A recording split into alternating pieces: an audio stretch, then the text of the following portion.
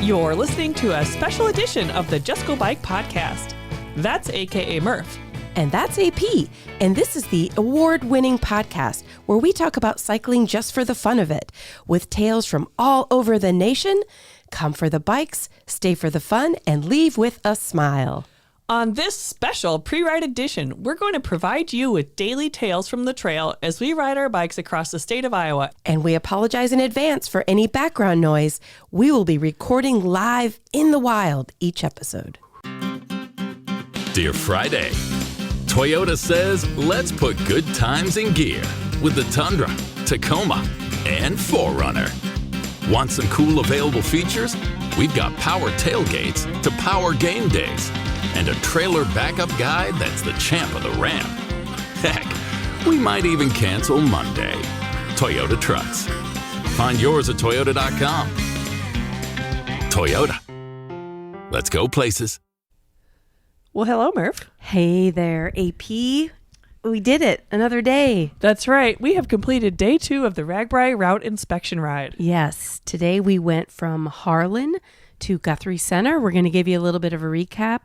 And it's just me and AP. Yeah. And that was on purpose because we are actually at a homestay tonight, which is pretty cool. So we thought we'd do RAGBRAI like the RAGBRAI riders do. Yeah. And we didn't go as far as camping, but we are doing a homestay with Wes and Jen, who are from Guthrie Center. And we're so happy to be here. Yes, we are. And we're going backwards now, but we just came from, they have like a print shop called Dub P Apparel. Yeah, Dub P Apparel. Yeah. And fun fact, they have their theme for RAGBRAI on shirts. Yeah. And koozies and bags, and we all bought them. Yeah. And you can find them all online, but I highly recommend it. We took the whole team there. Guthrie Center is extremely hospitable, but let's rewind and get to the start of our day. Anyway, we had to explain why it was only the two of us. Yes, exactly. Yeah. So like I said, Harlan to Guthrie Center. Today was about 56 miles, and it was another day of climbing, over 3,500 feet of climb. Yeah. And my body's telling me that it did that today and yesterday. I felt pretty good immediately after the ride, but now that it's been a couple hours, I'm feeling it. Yeah. So I'm definitely, feeling it as well. And, one thing that I was thinking throughout the day today is that yesterday and today were pretty similar in terms of technical difficulty. Mm-hmm. But the whole difference for me was that it was windy today, or it was windy yesterday and not today. Mm-hmm. So, whatever the wind and heat conditions will be during the ride may be random. Yeah. So prepare yourself for the most difficult conditions, and hopefully you'll be pleasantly surprised with an easy day. Yep. But just ride some hills is what I'm trying to say. And I think the other thing to point out with today is that there are less towns, and so you're on longer stretches. So in theory, there'll be vendors or things along the way, but those are some long stretches. Yeah. So okay, well, we started in Harlan this morning. And we definitely have to give a shout out to Milk and Honey. It was a restaurant, cafe, bar that we ate at last night, which was really good. And we played trivia. Yep. We learned some things about Harlan, which is pretty cool. Yeah. And they also have like goods from across the Iowa. Yeah. So they have all sorts of really cool, it's like a mercantile area where you could buy different products from homemade products from Iowa, which was really neat. Yep. I did hear that Milk and Honey will be doing charcuterie boards during RAGBRAI that you can order. Yeah, you can order. We need to do that for Just Go Bike. I think we kind of need to do that. Just treat yourself. That's right. Yeah. So, and we met in the park. I believe we met in Dream Playground in Pioneer Park. It was super cute. We did play on the playground equipment briefly. And then somebody had a tire explode. Like, I'm sure that you guys have all heard this when you're on RAGBRAI, when you're around a lot of people. This person had a little bit too much air in his tire, and we're all getting ready to do the group photo, and all of a sudden, bam! And we look over, and there was like smoke coming out of his tire. Anyway, that's when it's nice that we have seasoned cyclists, because it took a matter of minutes to get it fixed. So anyway, we had a long 21-mile stretch to Elk Horn, and let me tell you, it is so worth it because There is a surprise, like something brand new that now lives in Elk Horn, and we got to go see it. But first, the museum. Yes, it was called the Danish American Heritage Museum, I believe. And it is right on the edge of town, and it is totally worth a stop. With only 2 days en route, you should save plenty of time to do all the stops that you can along the route on this day of RAGBRAI, because this museum is gorgeous. Oh gosh, yeah. So I got to correct you. It's the Museum of Danish America. So you just flipped it, but you had all the words right there. Look, it's day 2. I'm a little sleepy. But it's a 3-level museum. We didn't have time to go to the first level, the lower level, but I believe there are all kinds of like archaeology finds down there from the area. So I'm really, when I go back in July, I want to go there. So. Yeah. And then they had, all kinds of cool museum things. I know there was a bicycle with a like a person in a suit, which I assume it's from the past. Maybe Danish people wore. I'm not sure. If they wore a top hat and a 3-piece suit on a bicycle, then I'm impressed. And it looked wool. Yeah. They also had a Lego exhibit and more, but the really, really, really, really exciting thing is outside the museum, sort of in their back garden area. Yeah, it was literally let's say a 3-minute walk. Mm-hmm. There is we're not going to say life-size troll. It's like probably 20 feet tall. An enormous troll that is in a boat. Yeah. And it's made out of wood, like scraps of wood, but it's beautifully done. And it's right out there in their backyard. And you may have heard of these trolls. They pop up all over. And I know that the town of Clinton has several. Mm-hmm. But Elk Horn is lucky enough to have just received one. And it is a sight to behold. It is amazing. And it's meant to be able to explore it, touch it. You can get in the boat. You can, this troll actually has like toes. It's really cool. It's pretty cool. And stay tuned. We're going to do, I don't know if it'll be a full episode, but in our recap, we're going to give you more about the history of these trolls because we're telling you too much information this week. We want to save it for next week because there's one man who kind of is the artist for all of it. I remember seeing one in Breckenridge several years ago and thought it was the coolest thing ever. And then I discovered that they're all over the United States. Yeah. So this one was so recent that you could smell the, like the wood. Yeah. It was pretty cool. So we tore ourselves away from the troll and headed on into Elk Horn, which is also a really cool community. It was so cool. There is a fabulous windmill that we stopped at really quick for a photo before we came into town to eat probably 2 days worth of food, don't you think? But let me tell you about the windmill. I learned all about the windmill. It is originally from 1848, but it was moved to Iowa about 50 years ago. And it was one of the very earliest wind turbines where they did actually generate some power in the early 1900s. Or I guess 50 years ago wasn't the early 1900s. But windmills like this, when it was in Denmark, generated power so that they could have powers for a home radio just for the home in general. And eventually these kind of windmills were taken over by like gas generators that are more common today. But it's cool that it didn't just grind wheat and flour, but it also powered the home and was a really like useful tool for people who lived there. Wow, that's cool. But they brought it to America piece by piece from Denmark, and it's a really sweet landmark that you have to check out on your way into town. Yeah. Yep. And then we got into town, and it was kind of like yesterday where there are a bunch of the local people that have businesses, restaurants, things like that. Lots and lots of like Danish inspired both meals and desserts. And that, I mean, I ate more than I rolled out of Elk Horn literally, not just on the bike. I guess you call them Dutch letters, but the Danish version of Dutch letters. Yeah. And I had a breakfast burrito, and the thing I liked the most perhaps was a charcuterie cup that had little pieces of sausage and cheese and grapes and a little sweet piece of chocolate at the bottom. Ooh. Yep. I had a crepe that was had blueberries and Bavarian cream inside, and it was rolled up. It was so good, and the guy put some whipped cream on it.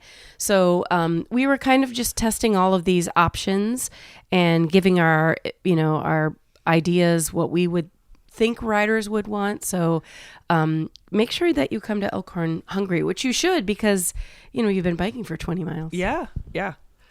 Highly recommend it. So then we rolled down the road to Exira. Wait, we got to talk about the Elk Horn Memorial Park. Oh, please. It was an amazing place that you need to go and check out. They had sitting area, they had monuments, they had the flags. It was a beautiful space. So, and you'll see it. It's right around the corner from Larson's Pub. Oh, very good. So it's right there in the main area. I went to Larson's Pub while you were at the park and had a really great beverage there. Yes. So I highly recommend that as well. Okay, now on to Exira. Okay, so we rolled into Exira, and it is known as the oldest town in Audubon County. Oh, wow. But one of my favorite things about Exira is right when we came into town, there was a bike path. Yeah. So they're bike-friendly town. Mm-hmm. They know cyclists and what cyclists want. I'm amazed that you didn't say that the thing that you were most excited about in Exira were not one, but 2 fire trucks. Fire trucks. Well, okay, but I saw the bike path maybe first. Okay. All right. Maybe that's a lie. I don't know. But the fire trucks were excellent. They were my second fire trucks of the week. So we've been sort of adding them up. Mm-hmm. And we ate at a Mexican restaurant called El Compadre. It was delicious. I did not have a margarita, but I saw several people that did, and they gave them 5 stars. So yeah. I had just a beautiful icy Diet Coke. It was heaven sent. But also some delicious food. Highly recommend it. But yes. And we had already eaten. We were super full, but we did stop down at what's called the Corner Corral Creamery. And it's right on the route. They have really good plans for us. They're going to do, actually the guy was working on a lemonade ice cream. Yeah. I don't know if they'll have that for actual RAGBRAI, but they are doing like single serve cups that you can grab and go, and they had a bunch of other great ideas. So. Yeah, you can't miss the creamery. It's on the way in just before the town square. Mm-hmm. And they have a large windmill out front, so it'd be hard to ride past the creamery without spotting it. Yeah. And then, gosh, that's it, isn't it? Yeah, so we went from there, 26 miles to Guthrie Center. What I liked about that stretch is that it was beautiful. Yeah. The roads were a little bit rough coming out of between Exira and Guthrie Center, but the views were not rough. I was just smiling from ear to ear, grinning like an idiot the whole time because it was so pretty. Yeah. And it is hilly, but some of the worst of the hills even out so that you have a little bit more rollers. Although there are some climbers. The biggest hill of the day is in this stretch, but it's not as, unrelenting as day 1 and maybe the earlier part of day 2. Yeah. Okay, I need to say that we didn't do the hill report and corn report yesterday. Okay. So let's do it now. And I want to talk about the hills, but you're the one that does the hill report, so take it away. Well, I think that's the gist of my hill report. There were, according to my app, 36 hills, and I felt that there was a lot of climbing. Yeah. So, but like I said, they're a little bit more challenging towards the beginning of the day. And I felt, if you look at today versus yesterday, I felt, and it could have also been the weather because, that definitely plays a factor. Yeah.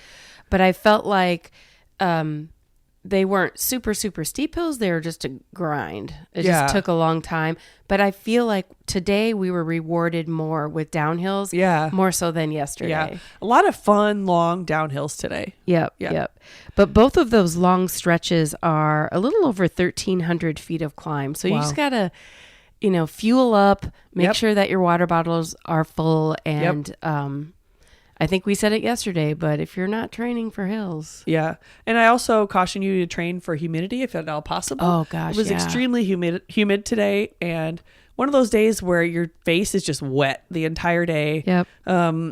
Your sunscreen comes off pretty easily. So you have to make sure that you're constantly putting on sunscreen. Mm-hmm. And just, I'm not exactly sure how you train for humidity. Maybe you go into a sauna or ride with your humidifier pointed toward you. But, just caution that. Yeah. Iowa gets humid. Yep. And then we landed here in Guthrie Center. Do you want to give the crop report? Oh gosh. Oh my gosh. Yes. Yeah.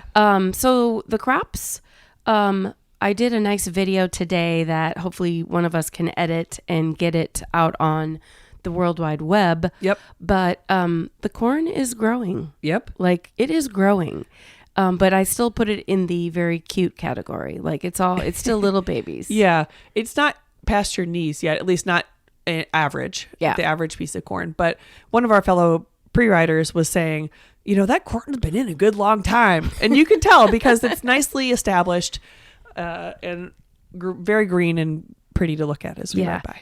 And extending my crop report to say, to your point, I think I mentioned it to you a couple times while we were pedaling how, beautiful country like Ireland, you think of the countryside and all the different greens, but wow, yesterday and today would put those two side by side, Iowa is beautiful with all the greens. It's just sort of the thing about Iowa is that you suffer in the Luss Hills, but you're rewarded by the views. Mm-hmm. So it's sort of a give and take, and you have to really focus on the positive, the beauty, because it is so cool and, kind of unique to this part of the state. Yeah. Luss Hills, which, fun fact, it's spelled Loess. That's right. How is it pronounced? I say Luss Hills. Yeah. I think I asked a professional about that. Yeah. So it's a bunch of hills that were formed by the sediments left by the glaciers in the Ice Age. So the glaciers pushed all those sediments down towards this part of the state. Mm-hmm. So then in Guthrie Center, we did a quick wardrobe change, shower, and ended up at the community center. And we had food catered in. Gosh, I'm not remembering the business. I believe it's called Cafe on the Hill. Oh, yes, that's right. Yeah, Cafe on the Hill. I had lasagna. I don't know what you had, but I had hot beef and lasagna and chocolate cake. Oh yeah, I had my third piece of strawberry rhubarb on this trip, and I dare say all of them they're all number one. Oh, it was a wonderful meal. Good. Yeah. Yep. So start to finish, thank you to the cafe for serving us. They opened up to serve us. They aren't usually open on Mondays. So thank you so much to them. And they also, this is an overnight town, right? Guthrie Center. And there are a lot of the committee members at our dinner tonight. Yeah. And you got to keep in mind, Guthrie Center, population 1,600. Yeah. And their energy level, their excitement for having all of us come visit Guthrie Center, we got to do them right. Yeah, yeah. And they're doing such a good job. Yeah. Like their really plan, every time they talk about their plans, I get more excited to come here again. Mm-hmm. So, well, tomorrow, gosh, day 3 already? Like, I don't... Really? I know. Well, my legs tell me it's true, but my brain and my heart say it shouldn't be. But, all right. Well, let's wrap it up.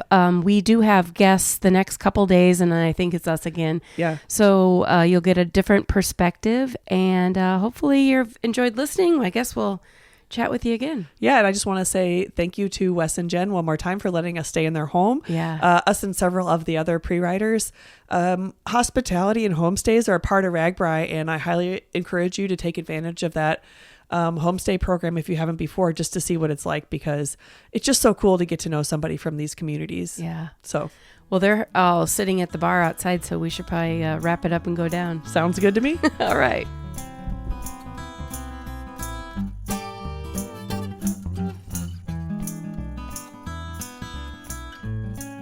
Well, listeners, that's it for today. We both want to thank you for tuning in to listen to this special pre-ride edition of the award-winning Just Go Bike podcast. If you'd like to contact us with a comment about the podcast, or maybe you have a topic in mind, you can reach us at justgobikepodcast@gmail.com.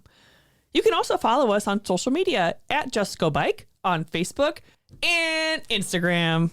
Please rate, review, and subscribe to this podcast, especially if you're a fan. Okay, that's a wrap. We'll be back soon. Until then, Just go bike!